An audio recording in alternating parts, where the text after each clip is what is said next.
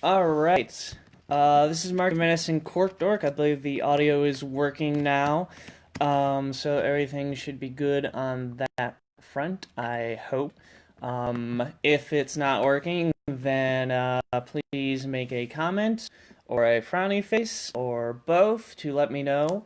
But anyways, Mercury Medicine Cork Dirk here.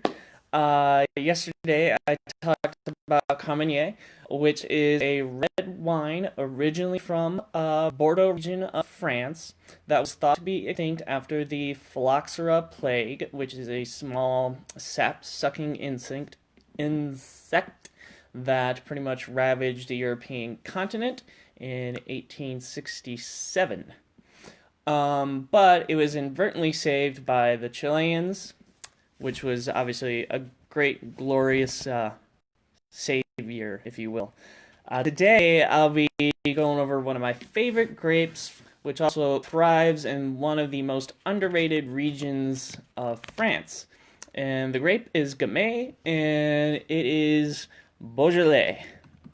So, why am I doing these videos? Well, the majority of you have probably heard of some of these varietals. You've heard of Cabernet Sauvignon, Pinot Noir, Pinot Grigio, Chardonnay, Merlot, Riesling, Moscato, that sort of thing. I, however, would like to introduce you to grapes that you've probably have not heard of. So there are some terms that I'm going to remind you of several times and some concepts at the beginning of each video. So I will sound like I'm beating a dead horse, but some of you also might be new to watching these videos anyway, so I'll just give it a go. First and foremost, anyone can learn how to smell and taste wine. Like all foods, taste and smell are chemistry. When we say we're smelling raspberries or we're tasting campfire smoke, we're not making this up. With time, you can train yourself to seek out individual smells. Swirl your wine glass, close your eyes when you smell and taste wine, and think about the individual fruits, wood, flowers, minerals, etc. that you're familiar with. And this, of course, will help you appreciate wine. I'll also be bringing up several terms at the beginning of each video that you'll hear probably towards the end of each video as well. So, body is the mouthfeel you have when you taste wine. It's analogous to milk. If it feels like whole milk, that's full-bodied. If it feels like skim milk, it's light-bodied. If it's 2%, it's medium-bodied wine. You can also guess the body by the tears that form after you swirl the wine in your glass. This can also be referred to as legs. You already know whether or not wine is dry or sweet. Now, tannin. Tannin is the astringency you feel in your mouth that some wines have. It makes your tongue feel like it's sticking to the side of your teeth or to the roof of your mouth. Acidity is defined as how watery your mouth feels after swallowing wine. The more watery, the higher the acidity. Alcohol, outside of what can be found on the label, can also be guessed by how much the wine burns at the top of your throat when it goes down. You can also guess how much alcohol is in the wine by how far away you can hold the glass before you can smell the wine. The further away, the higher the alcohol. So, like, for example, a Zinfandel, you could smell it like this far away, whereas something like a Moscato, you'd probably have to get in like this far away. So, on to the grape. Gamay is a grape that thrives in the Beaujolais region of France. So here's an inverted map of France, right here. And Beaujolais is this little area right over here, just south of Burgundy. Okay, so to give it more of a clearer picture, this is the Burgundy region of France. And Beaujolais is this light green area down here.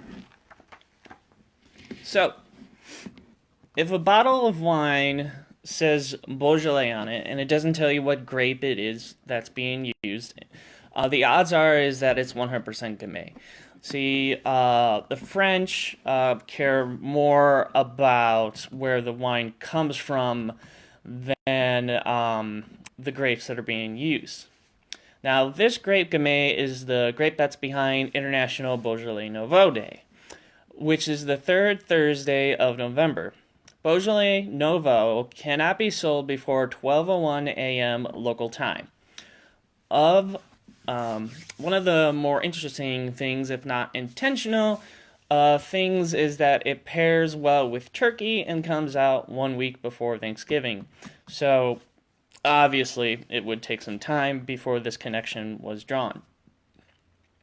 Beaujolais Nouveau was originally just a celebration of the harvest in the region. It wasn't until Georges de Boeuf, who made the trek to Paris to beat out all the other competitors, that it became popular in France. And so the saying came, Le Beaujolais Nouveau est arrivé, which translates to the Beaujolais Nouveau has arrived, or the new Beaujolais has arrived. Georges de Boeuf actually passed away recently. Either it was like late last year or earlier this year. It became popular in Paris soon thereafter, and then in the 1970s, Americans got hooked on Beaujolais Nouveau. Beaujolais Nouveau is meant to be drunk by January 1st. It is basically picked, pressed, bottled, and shipped with little, if any, preservatives. So it will go bad on the shelf because it's not meant to last. Now, obviously, not all Gamay is Beaujolais Nouveau. Gamay can be grown in Switzerland, Canada, and Turkey, as well as other countries, and that also includes the United States. Some people include Beaujolais in the region of Burgundy. I don't. Now, here's the reason why. In July of 1395, the Duke of Burgundy, Philippe the Bold, outlawed the cultivation of the grape, referring to it as the disloyal Gamays, that in spite of its ability to grow in abundance, was full of very great and horrible harshness, due in part to the variety's occupation of land that could be used for the more elegant Pinot Noir.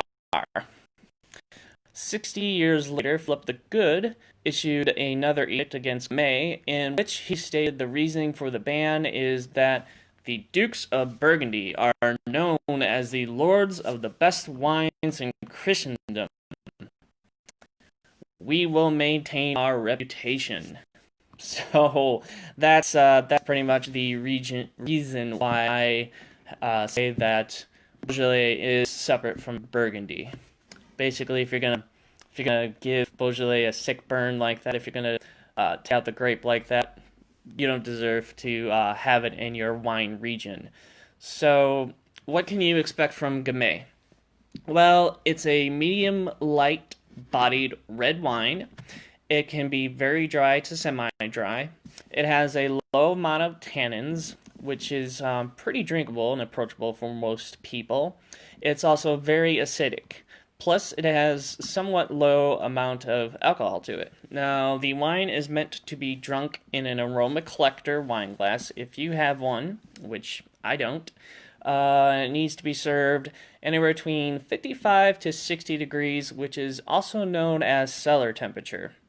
Now, should you have the patience, Gamay can be stored anywhere from 1 to 5 years. Again, this is different from Beaujolais Nouveau.